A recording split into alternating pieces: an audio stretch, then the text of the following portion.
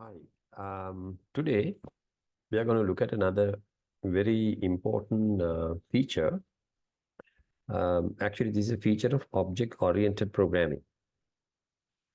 In fact, Java has solved one of the problems that C++ had when it comes to inheritance.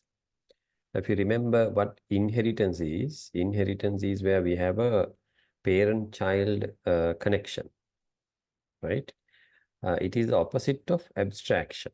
Abstraction is where we look at all the children, try to take out the common things and create one parent. Whereas inheritance is we take the parent and then we copy everything the parent has, at least whatever that is available from parent to copy, and then we make children who also happens to have whatever the parent has. So basically, taking a copy of the parent onto the child. Now, when we do that, remember there is a limitation. What is the limitation? The children will only have what the parent contains. Actually, it is a subset of what the parent has. Meaning, if the parent knows how to calculate addition and subtraction, if you make a child class out of that parent, the child class will only know addition and subtraction. That's all. But how do you teach the child multiplication or division or module or anything else?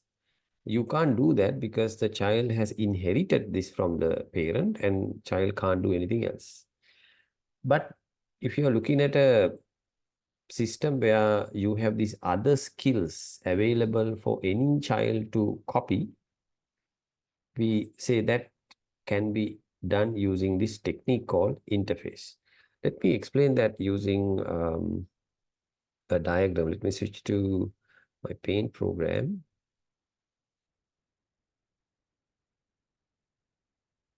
Okay, so if you take, say, for example, mm, a parent, right? And then a child, okay? Maybe I'll take a different design. Okay, so here's a child. Now, let's say the parent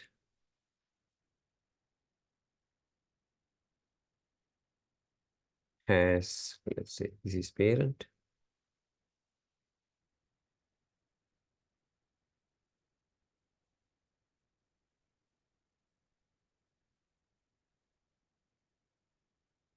Trying to move this guy.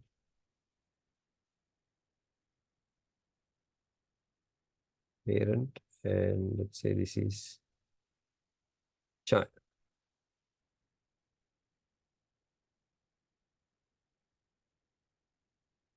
Okay.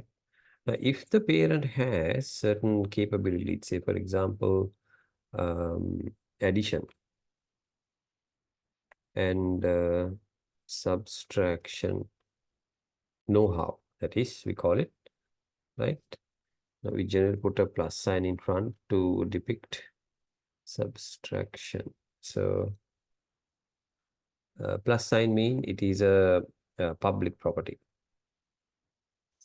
Subtraction, yeah. Okay. Now, when we do that, the child also will automatically get the same thing. So child also will have a addition capability and also subtraction capability, right? Now, what if we also happen to have, let's say, something else, right? Say, for example, multiplication, right? There is a multiplication class somewhere. Hmm?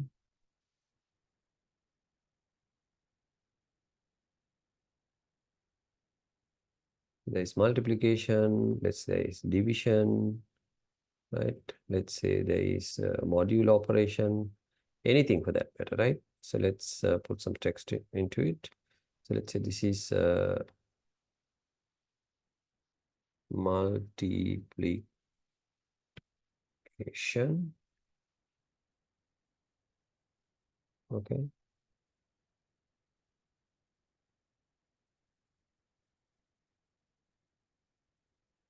let's call it division. And let's call this the mod operator, right? Modulo. You can have anything you want. So I'm just taking 3 as an example. Now, after the child, maybe if we want to add, let's say, multiplication and division to one child, let's call it child 1, right?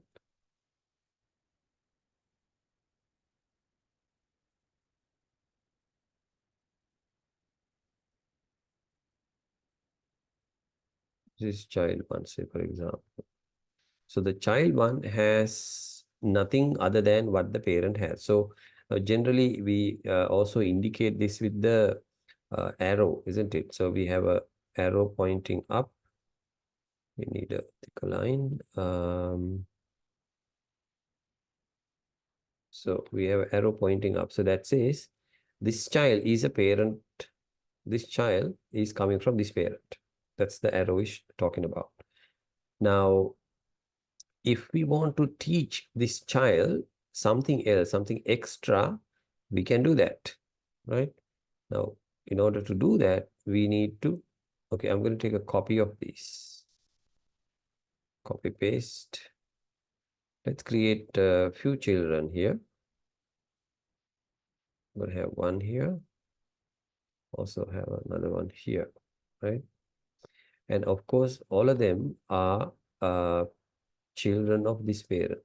So I need to have an arrow here.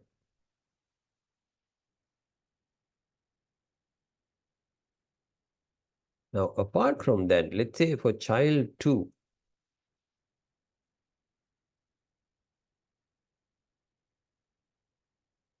who is that?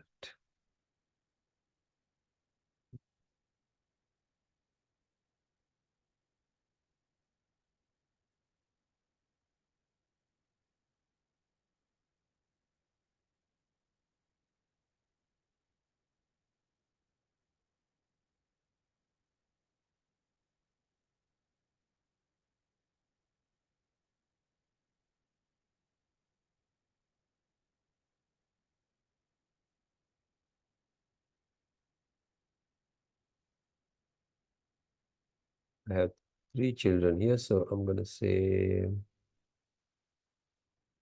child 2. By the way, these are classes, okay? They are not objects, they are classes.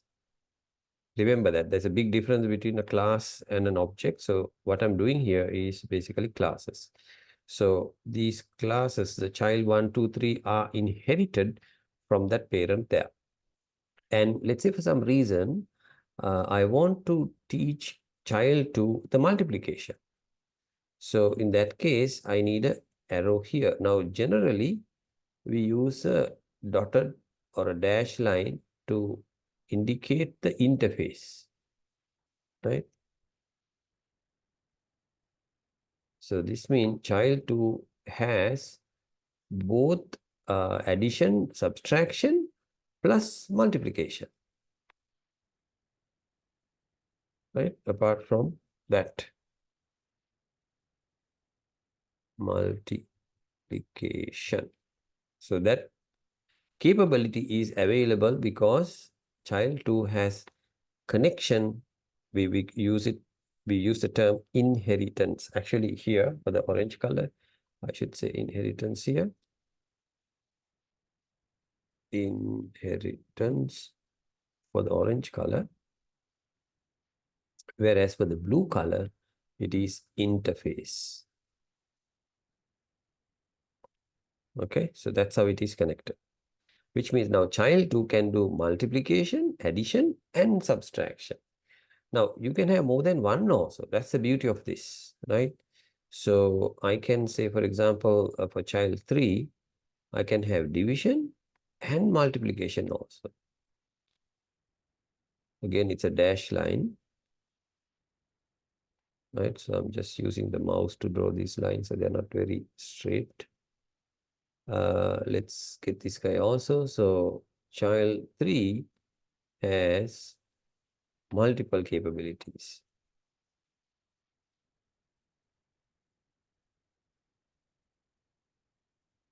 So apart from addition, it also has multiplication and division. Both are there. Right? Now you see, an interface is a mechanism to give capabilities to our classes, isn't it? In a way, we can also say it's a contract where we agree with the interfacing class that we will implement their capability. That's another thing we need to remember, because when you are interfacing to a class, that class only had the method name or the method signature. You need to implement it yourself within your child class. Let me explain with that few theories, and we'll get down to some practicals. So I'm going to switch back to our presentation. So the interface is a very interesting way to expand the capabilities of our classes, right? So if you look at a definition, it says it is a way to achieve subtraction. It is like a blueprint of a class defining a set of methods that any class implementing the interface must provide. So it's the blueprint, just like the other classes. Only thing is, it doesn't have any code within the function name or a method name. We have to implement it in the child class. Okay, as it says, it's like a contract that class agreed to follow. This is also, in a way, we can say, although not 100% correct, but in a way we can say C++ allowed us to inherit one class from two parents. So actually more than two parents, and more than one parent, I would say. Yeah, but that created a lot of trouble later. So Java removed that. So according to Java, you cannot inherit from more than one parent. But if you want to bring in the capabilities of other classes, you have the interface feature in order to do that. So it promotes code consistency and flexibility, because all those interfacing classes are, on their own.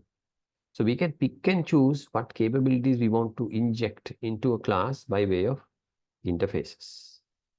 Okay. So the interfaces, when it comes to interfaces, there are two things we need to do. One is the declaration. We have to declare first it as a interface and not a standard class. Now, if you remember this code, the word here, we used to have a word called class, isn't it? So we had class animal, but now here, instead of the class, we have the word interface and then the animal. So within this interface, we have two methods. We have make sound and get name. I'm trying to create a common animal class where I shouldn't be using the word class because it is not a class, it's the interface, but it looks like a class. Where inside I have two methods. One is make sound, the other one is get name. If you notice, I do not have any implementation of the method. So I have a semicolon here. That means I don't have any code. So we call them abstract methods. Abstract means there is no code body inside there. Okay. So this is an example of an interface declaration. So if you want to use the animal interface, I can pull in to another class and implement it. Now here's an example of using that, right? So this is called the interface implementation. So I'm creating a class called dog. To that, I'm saying take the capabilities from the animal, right? So animal has two methods, make sound, get name. Look at this. Because I am implementing the animal interface, I am automatically getting make sound and get name signatures. And since this is a class connecting to another class, I don't need two duplicate methods. So I will use override. If you remember polymorphism, override to have the dog class, use the make sound and get name. So in the dog, make sound has this sound, woof woof. In the get name within dog, it returns the word dog, right? Very simple, isn't it? So we have the interface declaration, interface implementation, right? So we can create a sample and see how this works. So I actually need 3 files. One file here, interface file, second one for the dog class, maybe the third one to do the sample. Okay, so let's switch to our coding and see whether we can do this and look at the example. So let's create a new project, Java application. So this is going to be week 11A, interface 1.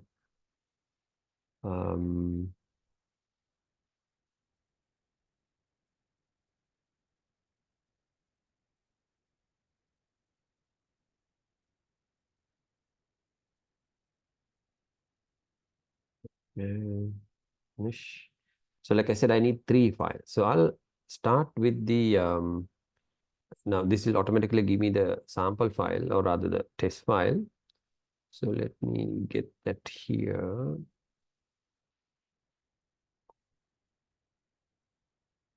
Oops.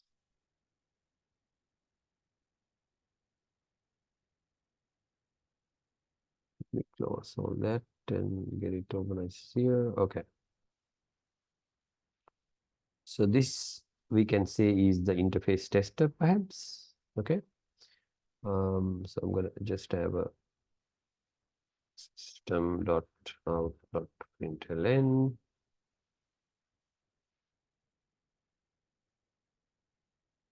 So this is my testing program. So let's see whether this is working.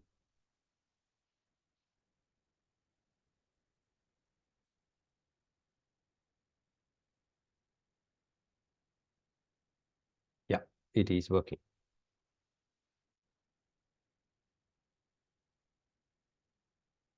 Let's take this out to this side.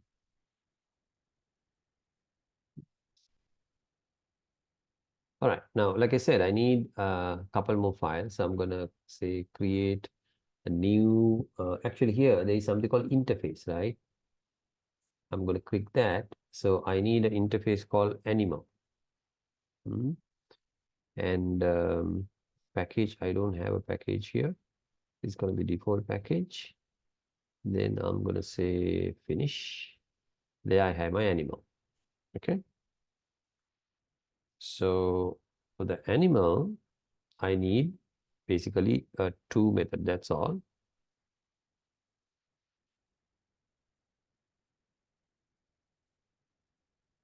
So I need void make sound and get name. So I'm going to copy paste that from my presentation. So this is what the animal interface does. That's all. Now I need a dog also, right? The dog class. So let's create the dog class. Dog. Finish. There I have it. So now if you remember, we need to implement the dog, isn't it? The animal, sorry. So in order to do that, here I need to say implements animal. Okay. Now here it says dog is not abstract and does not override abstract method. So I have to basically bring the other methods and then get it done, right? Alt enter, implement all abstract methods. All right, so I click it and I get automatically this whole thing. Actually, I don't need this code, so I can implement it here. These are sample codes coming from here. I can say system.out.println. Yeah. Since it's a dog, I'll say woof, woof. That's it. And for the get name, I should be returning dog. All right, that's it. So I have 3 classes. It's just that I need to create an object out of the dog class, isn't it, for me to test it. So let's create Tommy equals new dog. Yeah, I've created that now. So from that, I can call the methods. So for example, I can say make sound, right? I can also say Tommy dot get name. Okay. So actually make sound will here will it has a system out printf. Get name is returning. So I need a mechanism to display that. Yeah. So which means I need a system dot out dot println to which I am taking this inside.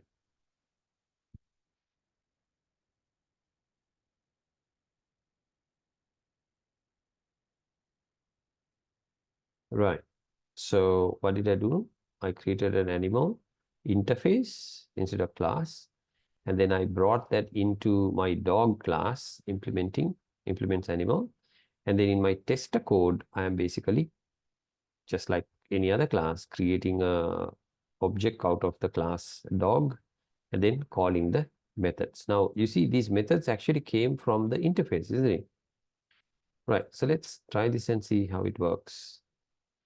There you go. I have woof, woof, and dog. So make sound is giving the woof, woof.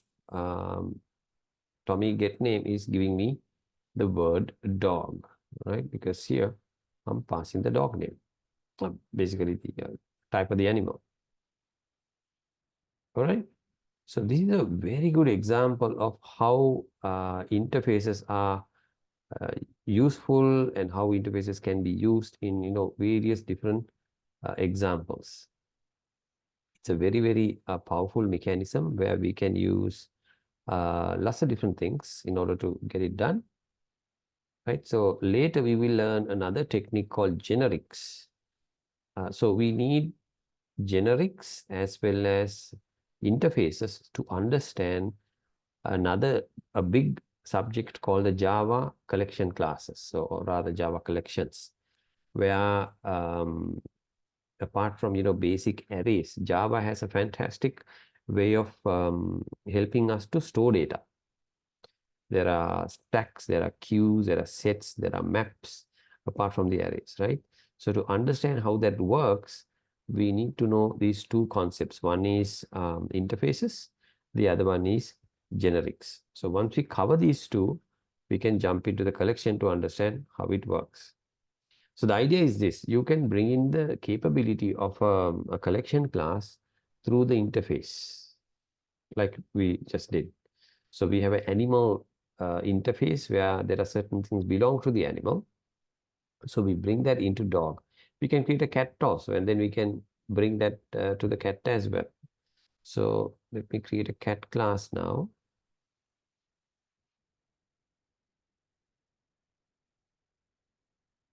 Okay. So similarly, similar to dog, I can do the same thing here also.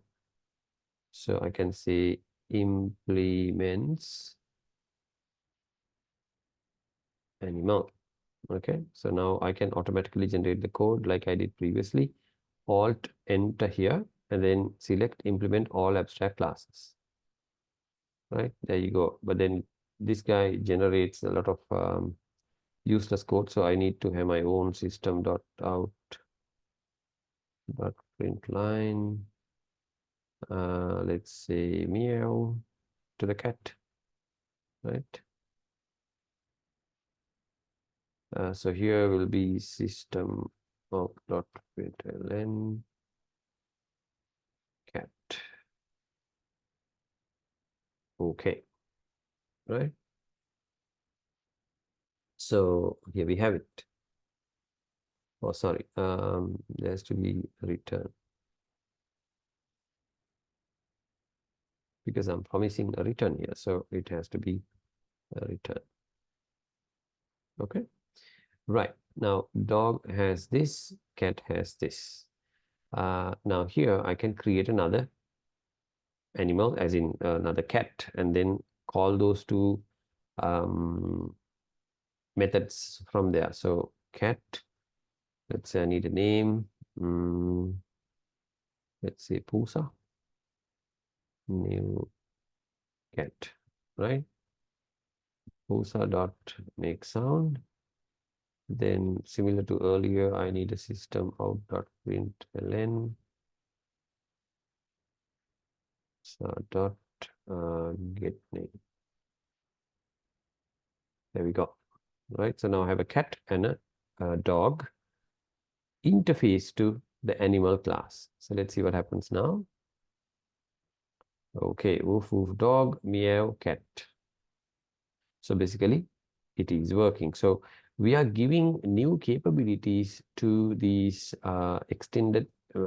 existing classes, the dog and the cat, right? By way of implementing the animal class.